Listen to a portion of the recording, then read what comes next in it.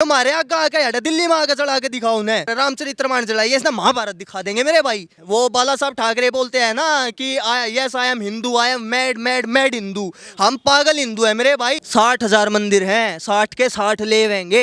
और ये सबसे ज्यादा दिक्कत इनका नू हो रही है, राम मंदिर जब बन के तैयार हो गया, हमारा ये आस्था का एक केंद्र बन जाएगा कि हाँ भाई हिंदुओं की आस्था का केंद्र कहाँ, अयोध्या में श्री राम मंदिर, श्री राम जन्मभूमि।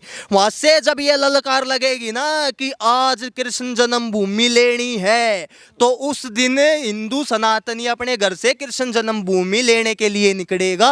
अरे बेटा चाय वाला है, जिस दिन गाय वाला होगा उस दिन बताऊंगे। एक गाय वाला आया था, ये मान लो द्वापर युग में, अरे एक गाय वाला होगा कलयुग में मेरे भाई। और जिस दिन गाय वाला देश के अंदर आओगा उस दिन महाभारत हो या ना हो, धर्म की स्थापना, सनातन की स्थापना जरूर होगी, अखंड भारत जरूर बनेगा। 50 साल के बाद फिर से जो है राम मंदिर तोड़ करके बाबरी मस्जिद बनेगी।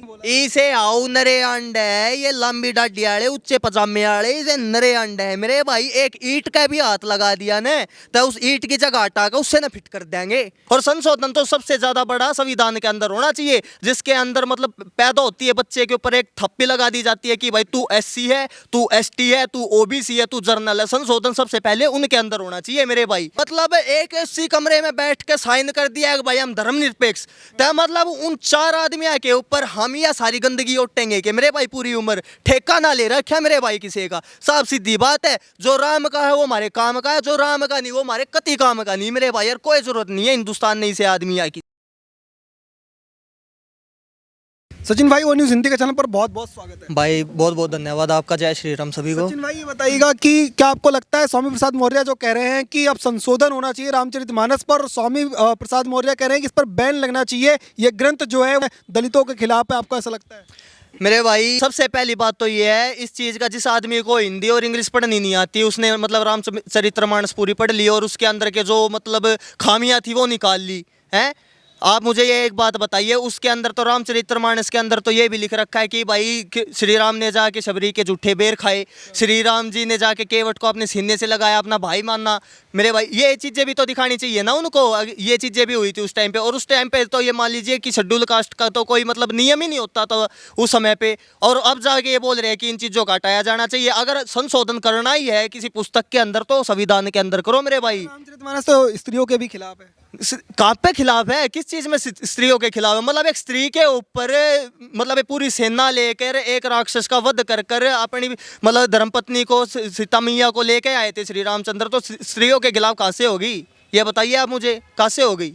तो जो बैन लगने की बात कर रहे हैं, लग रहा है हिंदू समाज जो है वो बैन होने देगा। हाँ कहाँ से बैन होने देगा मेरे भाई, से ससुंदर बहुत गणे अंडा इस मौर्य जी से, ठीक है मेरे भाइयों। वो मौर्य है ना जो मतलब वहाँ पे जाकर शपथ खावे कि हम किसी हिंदू देवी देवताओं को नहीं मानेंगे, मतलब इसके चक्करों में आके हम अपने ग्रंथों को मानना छोड़ देंगे, अपनी देवी देवताओं को मानना छोड़ देंगे। कई स्वामी प्रसाद मौर्य के समर्थक थे जिन्होंने रामचरितमानस की प्रति जो है वो उस पर आग लगा दी और जला दी, तो उसके बाद हिंदुओं में काफ़ी आक्रोश है। और आप लोग जो हैं वो क्या राय रखते हैं कि क्या किसी के ऐसे ग्रंथ को जो है जलाया जाना चाहिए सार्वजनिक तौर पे? आप मुझे एक बात बताइए मेरे भाई, अगर हमारे ग्रंथ को एक हिंदू हो के हिंदुओं के ग्रंथ को वो जला रहा है, कई मतलब धर्म ग्रंथों के अंदर ये भी लिखा हुआ है कि भाई अगर इस धर्म के अंदर नहीं आए तुम तो तुम नरक में जलोगे। और संशोधन तो सबसे ज्यादा बड़ा संविधान के अंदर होना चाहिए, जिसके अंदर मतलब पैदा होती है बच्चे के ऊपर एक थप्पी लगा दी जाती है कि भाई तू SC है, तू ST है, तू OBC है, तू जर्नल है। संशोधन सबसे पहले उनके अंदर होना चाहिए मेरे भाई। आरक्षण तो इसलिए है ना कि ताकि जो लोग पिछड़े हैं वो आगे आ जाए, आरक्षण होना चाहिए। आरक्षण होना चाहिए, लेकिन आरक्षण होना चाहिए एक सर्वे के आधार पर। आप ये बताइए, एक घर के अंदर 4-4 सरकारी नौकरियां, एक घर के अंदर बिल्कुल खाने के भी दाने नहीं मेरे भाई, ये कहाँ का आरक्षण हुआ, ये कहाँ का इंसाफ हुआ? अच्छा ये बताइए कि आपको क्यों लगता है कि रामचरितमानस इस टाइम पर क्यों जलाई गई? ये रामचरितमानस इसलिए जलाई गई है मेरे भाई, इनको सुर्खियों में आना था, पहली बात तो ये है। हिंदू एक और आया है, जब इनको है ना सनातन की शक्तियाँ दिख रही है ना अब कि हाँ भाई सनातनी जाग गया है, वो अब ये नहीं सोचता कि भाई तू ब्राह्मण है, तू बनिया है, तू जाट है, तू यादव, ये नहीं सोचता। सनातनी अब ये बोलता है कि हाँ मैं सनातनी हूँ, मैं हिंदू हूँ, मेरे को हिंदू राष्ट्र चाहिए, मुझे गौ हत्या पर बैन चाहिए है इस देश के अंदर, मुझे इन अकबर की, इन जिहादियों की है ना इनकी हिस्ट्री नहीं पढ़नी, मुझे मेरे शूरवीरों की हिस्ट्री पढ़नी है। अब जाके जब ये बातें होने लगी है ना, अब ये रामचरितमानस जलाई जा रही है मेरे भाई। एक मान लो कि एक बहुत बड़ा जो मुद्दा है उससे ध्यान भटकाने की एक कोशिश करी जा रही है देश के अंदर। नहीं तो ये मान लीजिए जो शालिग्राम नेपाल से आ रहा है उसके आगे पूरा हिंदू समाज, पूरा सनातन समाज बिल्कुल जात धर्म सब कुछ बुला के नतमस्तक हो रहा है। इस आदमी ने एक बार भी, या इसकी पार्टी के जो मतलब बड़े अधिकारी हैं या और दूसरी पार्टियों के, उन्होंने एक बार भी जाके उसको ये नहीं देखा, उसकी खुशी नहीं जाहिर की है, उनके बारे में कोई बयान नहीं दिया कि हाँ भाई हमें खुशी है या हमें दुख है, ऐसा कुछ भी नहीं किया। ये एक मुद्दा हटाने के लिए, क्योंकि है ना सनातनी इकट्ठे हो रहे हैं, सनातनियों के अंदर एक मतलब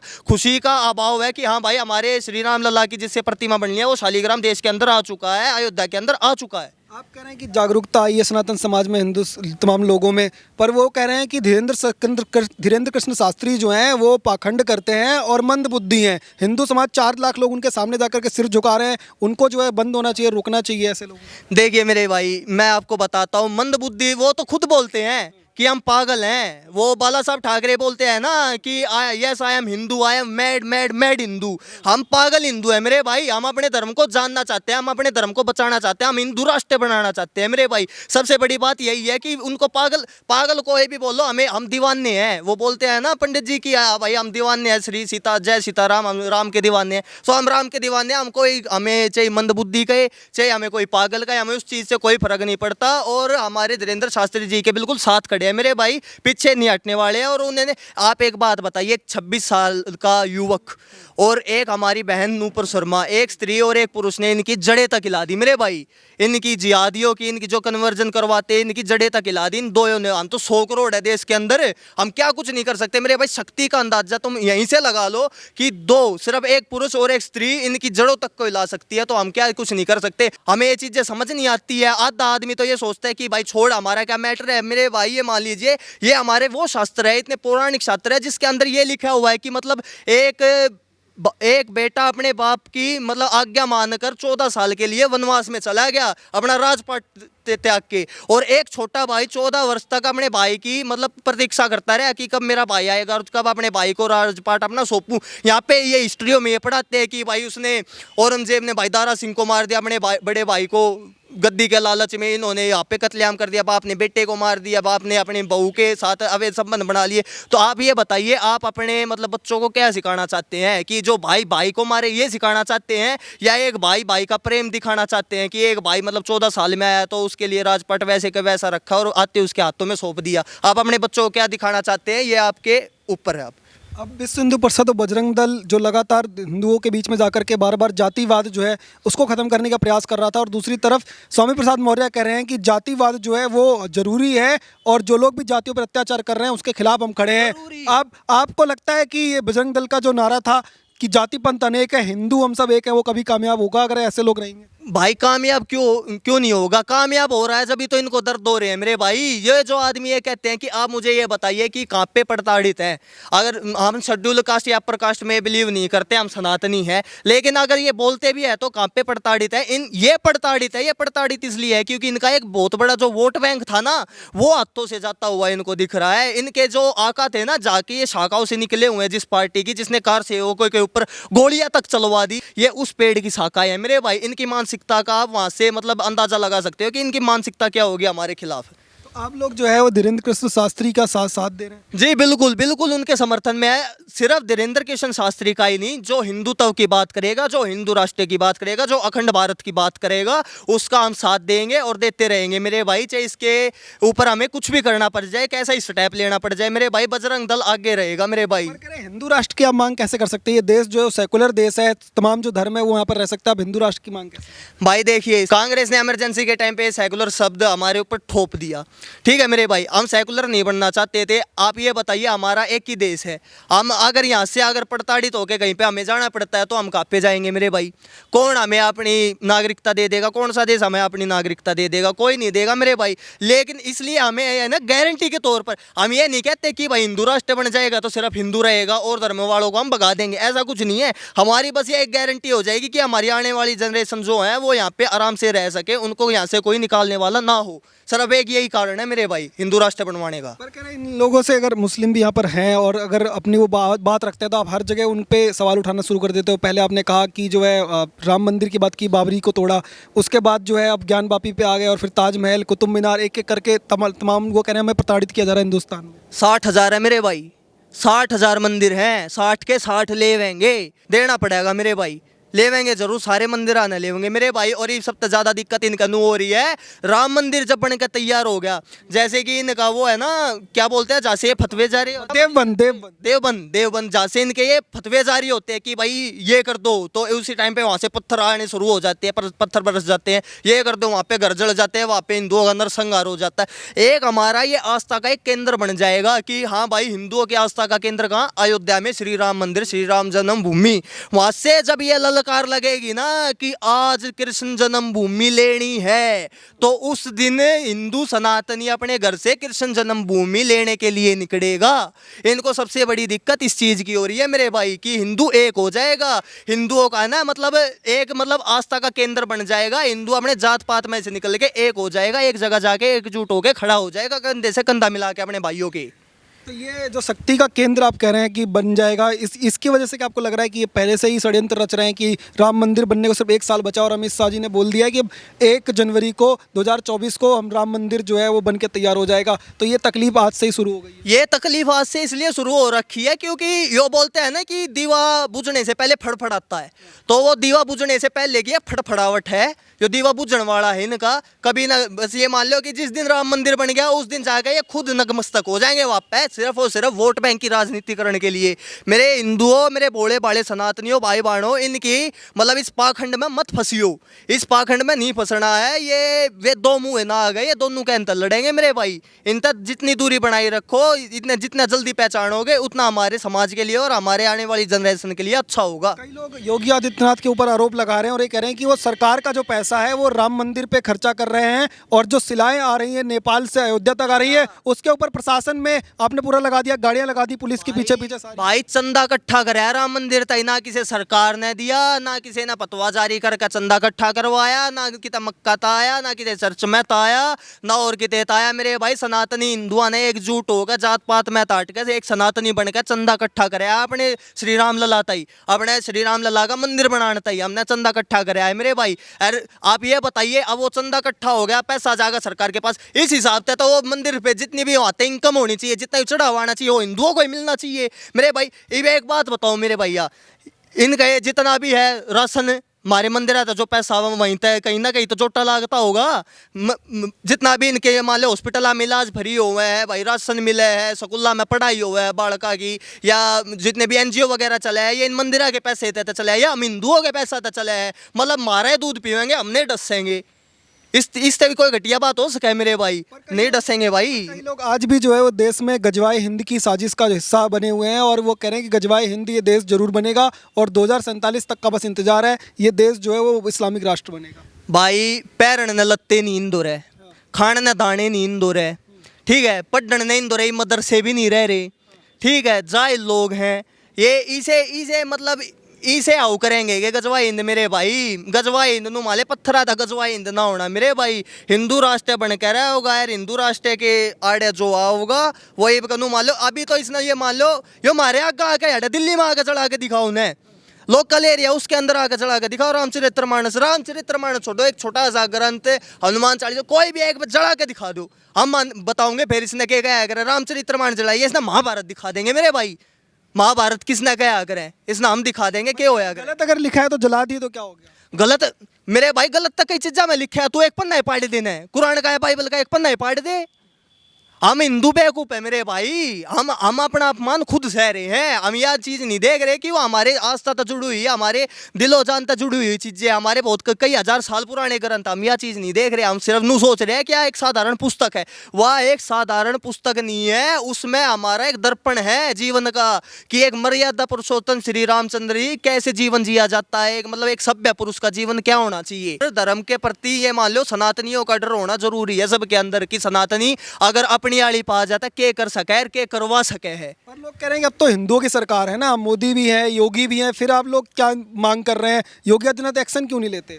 भाई बाबा का पंजा तैयार है, कभी भी जा सकता है उनके घरों पे। उनको पता है 500 अरेस्ट हो चुके हैं और उन पे एक्शन जबरदस्त वाला होगा मेरे भाई। और बुलडोजर चलेगा? बुलडोजर तो चलेगा भाई, बुलडोजर और किस लिए रख रखे हुए, सर्विस होने जा रहे हैं मेरे भाई। सर्विस होगा न हो रहे आती है, सीधे होंगे नहीं पहुंचेंगे एक जगह भाई, तान दो मामले ने सारे ना फोड़ देंगे उनके घराने, और कोई दिक्कत नहीं है मेरे भाई। जो पत्थर बचेंगे ना फिर इनके आका है ना अपने भाई उनमें ट्रका में लोड करवा अपने आका दूरा पहुंचा दो ना, पत्थर मारनिया ने भी देखेंगे फिर कौन सा पत्थर मारनी है, उन आदमियों ने भी देखेंगे। अरे बेटा चाय वाला है, जिस दिन गाय वाला होगा उस दिन बताऊंगे। एक गाय वाला आया था ये मान लो द्वापर युग में, अरे एक गाय वाला होगा कलयुग में मेरे भाई। अरे जिस दिन गाय वाला देश के अंदर होगा उस दिन महाभारत हो या ना हो, धर्म की स्थापना सनातन की स्थापना जरूर होगी, अखंड भारत जरूर बनेगा। योगी आदित्यनाथ ने तो पहले ही बोल दिया, बोला भारत का जो राष्ट्रीय धर्म है वो सनातन है। और कई लोग कहते हैं कि जब ये देश जो है वो धर्मनिरपेक्ष देश है तो आप सनातन देश को भारत का राष्ट्रीय धर्म कैसे कह सकते हैं? भाई आपसे पूछा था कि आप धर्म सेकुलर बनना चाहते हो या हिंदू राष्ट्र में रहना चाहते हो, आपसे पूछा था या आपका भाई थार तो पूछा था भाई? किसी ने नहीं पूछा भाई, मार तो पूछनी चाहिए थी ना भाई। मतलब एक इसी कमरे में बैठ के साइन कर दिया कि भाई हम धर्मनिरपेक्ष, तो मतलब उन 4 आदमियों के ऊपर हम या सारी गंदगी ओटेंगे कि मेरे भाई पूरी उम्र ठेका ना ले रखा मेरे भाई किसी का। साफ सीधी बात है, जो राम का है वो हमारे काम का है, जो राम का नहीं वो हमारे कति काम का नहीं मेरे भाई। यार कोई जरूरत नहीं है हिंदुस्तान में इसे आदमी की, साफ सीधी बात है। चाहे वो हिंदू हो चाहे वो किसी और धर्म का हो, हमने इसे आदमी की कोई आवश्यकता नहीं है मेरे भाई। और वो कहते हैं हम तो बाई चॉइस हिंदुस्तान में है ना, कोई बाई चांस तो है नहीं, पाकिस्तान हम गए नहीं, हम अपनी मर्जी हम इसको जो है अपनी भूमि मानते हैं और हमारे भी बाप का हिंदुस्तान है। भाई 96% जो मुस्लिम लीग की वोट थी ना वो पाकिस्तान बनाने के हक में थी मेरे भाई, तो यहाँ पे क्यों रह गए, क्यों रह गए मेरे भाई? वहां पे क्यों ना गए? अगर तुमने अलग देश की मांग कर ली थी, अलग देश का बंटवारा हो चुका था, सब कुछ फूक दिया था, उड़े जाके क्यों नहीं मरे? यहाँ पे नू माले अड़े तो जमीन भी ओट रहे हैं मेरे भाई, अड़े गाड़ने पड़े हैं और कहाँ पे लेकर जाऊंगे मेरे भाई ने? वो तो हमने नू मान लो कि ये एक वो बोलते हैं कि कांच का हो रहा होता है ना, जो वो कांच का हर एक वे पैर तो लो आदमी वो निकालती आना भी दुखेगा और वो पैर दियाना भी दुखेगा। ये निकालने की बात कैसे कर सकते हो? कहते हैं हिंदुस्तान तो हमारा भी है ना भाई। रहेंगे अगर देखो शांति प्रिय ढंग से रहोगे और 60,000 मंदिर दे दोगे तय भाई रहो आराम से रहो। जय श्री राम हिंदुस्तान में रहना होगा, जय श्री राम कहना होगा, जय श्री राम बोलो और अपना मंदिर बनाने तो कोई रोक नहीं रहा है, पर आप मस्जिद के नीचे से ही मंदिर बनाओगे। अपना एक वजूद भी तो होता होगा भाई। है एक बात बताइए, अगर आपको ये पता है कि आपके जो दादा थे उनसे एक जमीन छीनी गई है, उस टाइम पर आप सक्षम नहीं थे उस जमीन को छुड़वाने के लिए या उनसे लड़ने के लिए, लेकिन आने वाले आपके बच्चे उस चीज़ में सक्षम है, लेकिन आपके अंदर तो वो चीज़ है कि हाँ भाई मेरे दादा को मार पीट के ये जगह खोसी गई थी, छीनी गई थी मेरे दादा से। अगर आज आपके बच्चे सक्षम है तो आप अपने बच्चों से ये नहीं बोलोगे कि ये भाई अपनी ज़मीन थी, अपनी ज़मीन को वापिस लो। तो वो सब मस्जिद खुदेंगी जहाँ पर भी मंदिर था? क्यों नहीं खुदेंगी मेरे भाई? खुदेंगी और नहीं बनन नहीं देंगे, बनन भी नहीं देंगे। और जिस तरह ईब कहते हैं चॉइस हमने दे दी थी, एक अलग जगह देने ने तैयार हम थारी मस्जिद ईब का है ना, कोई चॉइस भी नहीं दी जाएगी मेरे भाई। 50 साल के बाद फिर से जो है राम मंदिर तोड़ करके बाबरी मस्जिद बनेगी। इसे आओ नरे अंड है, ये लंबी डाडी वाले उच्चे पजामे वाले इसे नरे अंड है मेरे भाई। एक ईंट का भी हाथ लगा दिया ना तो उस ईंट की जगह हटा कर उससे ना फिट कर देंगे, 1 मिनट लगेगी मेरे भाई। ठीक है, बेरा भी नहीं पटेगा कित गया यार कित नहीं गया। शांति प्रिय ढंग से अगर होने लग रहा है सारा मामला तो होने दो। अगर भाई भाईचारे में मैं अपनी बताता हूँ, मेरा भाईचारे में उतना यकीन है मेरे भाई जितना मुसलमान का सेकुलर होने में है, मेरा उतना यकीन है मेरे भाई। हिंदू समाज जो आपको देख रहा है उनके लिए कोई मैसेज देना चाहेंगे, जिन लोगों को ये बार बार के जातियों पर ले जा रहे हैं और फिर से बांटने की कोशिश कर रहे हैं, उनके लिए संदेश देंगे? भाई सबसे सरल और मतलब आसान भाषा में बताता हूँ मेरे भाई, बटोगे तो कटोगे। हिंदू समाज एक हो रहा है, अगर तुम ग्राउंड लेवल पे आके ना लड़ सको, हम ये नहीं बोल रहे कि आप ग्राउंड लेवल पे आके लड़ो, अगर नहीं लड़ सकते तो कोई लड़ रहा है तुम्हारे लिए आवाज़ उठा रहा है, अपने लिए हम आवाज़ नहीं उठा रहे, हम अपने आने वाले फ्यूचर के जनरेशन के लिए, अपने आने वाले संस्कृति के लिए वो उठा रहे हैं आवाज़ें। अगर नहीं उठा सकते तो जो उठा रहा आवाज़ उनका साथ दे दो, बस उससे ज़्यादा और कुछ नहीं है मेरे भाई, साथ दे दो और इससे ज़्यादा कुछ नहीं चाहिए। जैसे हमारे ये मान लीजिए हमारे पंडित जी ने बोला है हम उनका साथ देंगे, वो हमें हिंदू राष्ट्र देंगे।